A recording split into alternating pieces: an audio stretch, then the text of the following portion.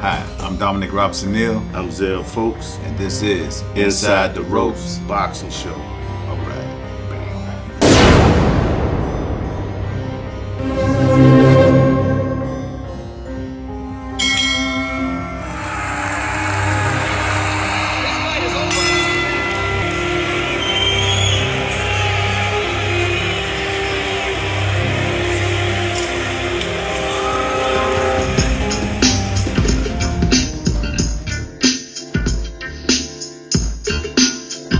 Hi, I'm Dominic Robson-Neal with another episode of Inside the Ropes. I got my super host, Coach Marlon Clemens, and we got the Horseman coming off a victory last night. Yep. All right. So we're gonna start with, first of all, talking about. Well, first of all, Jay, congratulations on the win last night. Congratulations. We're gonna start talking about the fight. So, Coach Marlon, let's assess this. I'm gonna assess Jay first, Okay. and then I'll let you assess him. I gave Jay a B minus, C plus in that era. You know what I'm saying? If he cool with the teacher, we might give him a B plus. You know what I'm saying? If he not, we're gonna give him a C. You know what I'm saying? But that's great because it gives us a lot of room to improve. So last night we fought a fighter who was ranked number 60. We ranked number 79. He was ranked 60, so he's 19 spots ahead of us, and we beat him. We ranked 76. 76? Yeah. Okay, 70, excuse me, sir. 76. So, all right, so we fought him. He was a little crafty. He had a lot of veteran moves, a lot of holding, a lot of stuff we not used to. And we had to make adjustments and come up with a game plan off of that. You know what I'm saying? So, who. I gave the Horseman a B minus. He controlled the whole fight. Could have went to the body a little bit more,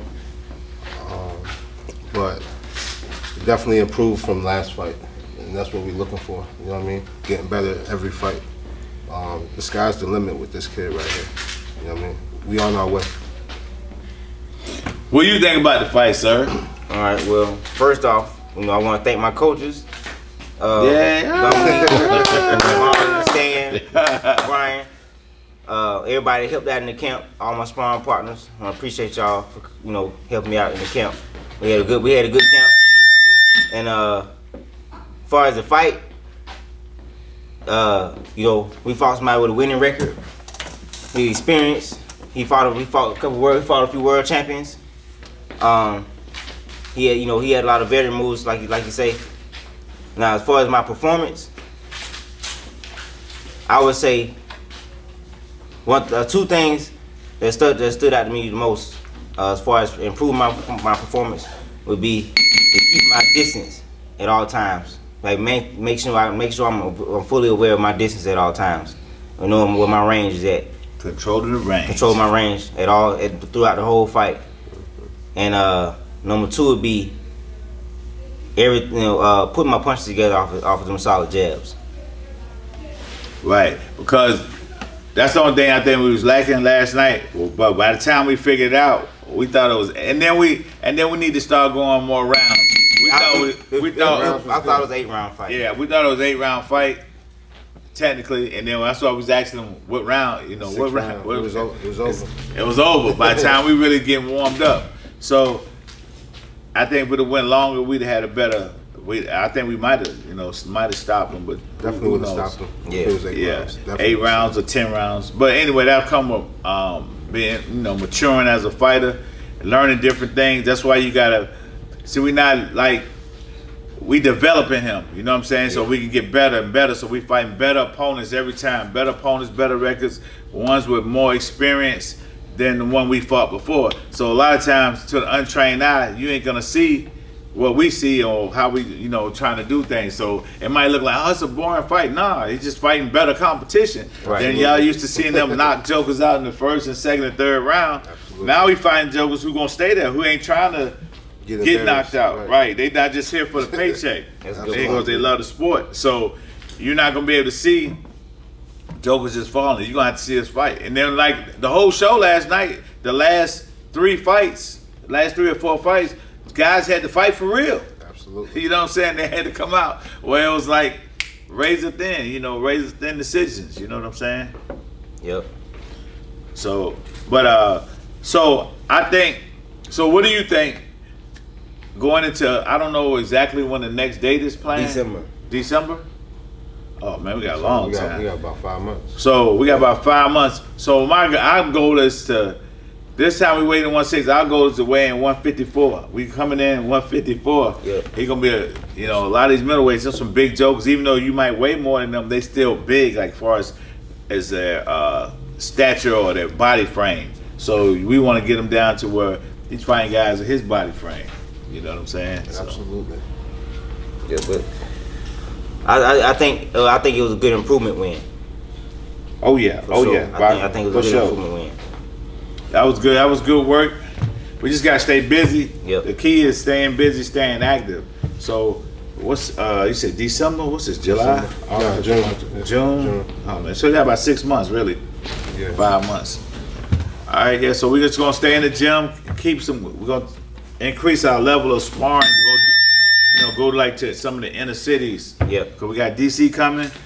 Take him to Philly. Yep. Let him get some good work. Yeah. And that way he won't be, you know what I'm saying, whatever he see in the ring is no shock to you. Your brain not panicking because it's seen it before. Right. So one more question. So what do y'all think about Teofimo Lopez getting the win last night? Y'all know I'm Teo's biggest fan. I've been telling people Teo is not finished, he's not done, and he went out there and did his thing last night. And everybody got to tip their cap to Teo. He handled his business. So you think he can beat Regis?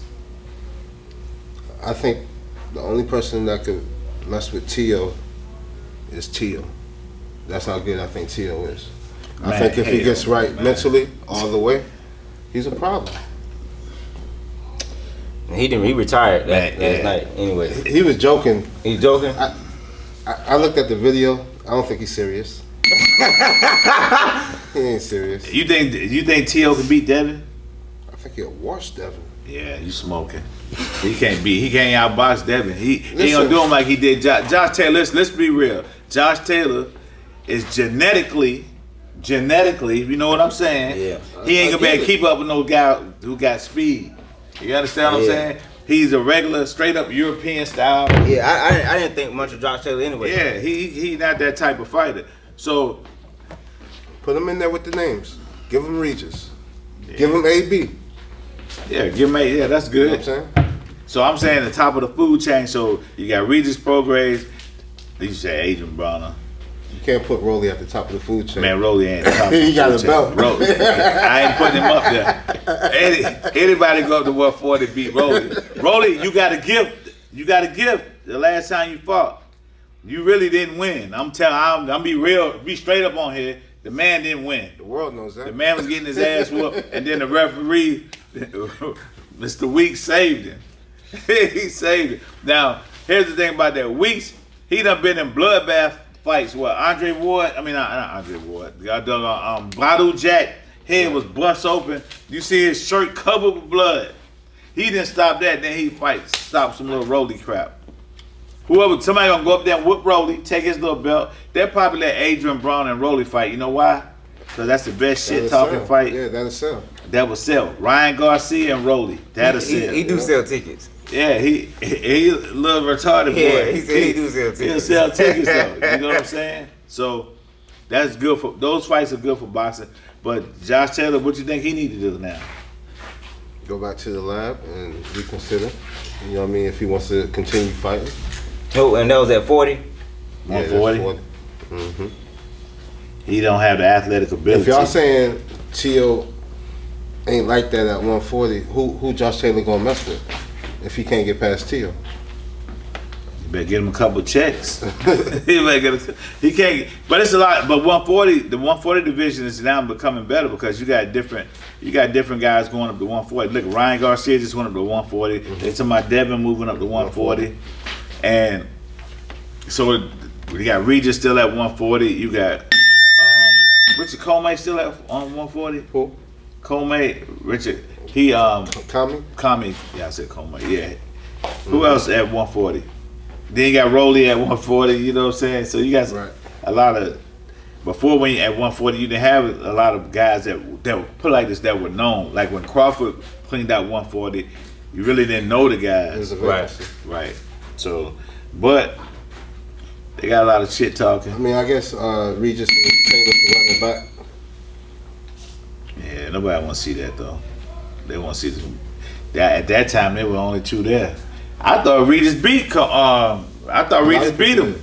So I want to see Dev go up there. Now Dev go up there and win a belt. Then y'all gonna have to give the man his props. Until he fight Tank. He gotta fight Tank. Well, okay, Tank my boy. But let me ask you this: when Tank gonna fight somebody on that level?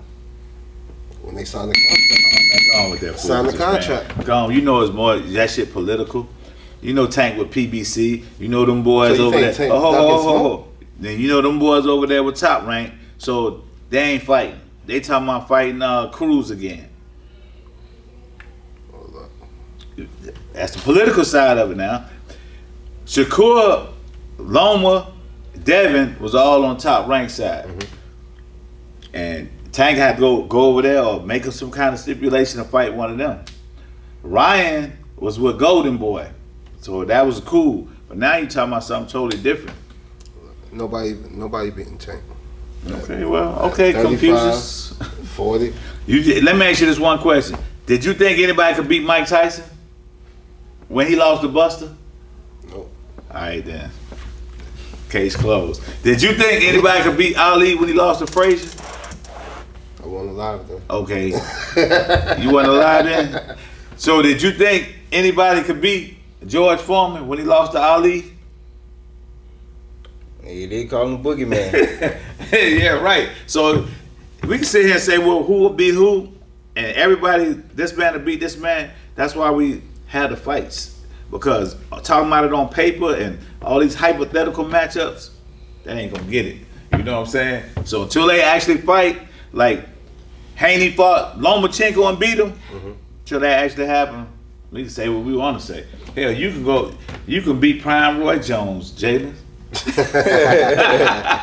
Alright, this has been another episode of Inside the Ropes. Thanks for my great host, Marlon. Thanks for the champ for his win last night. We'll see you next time. All right.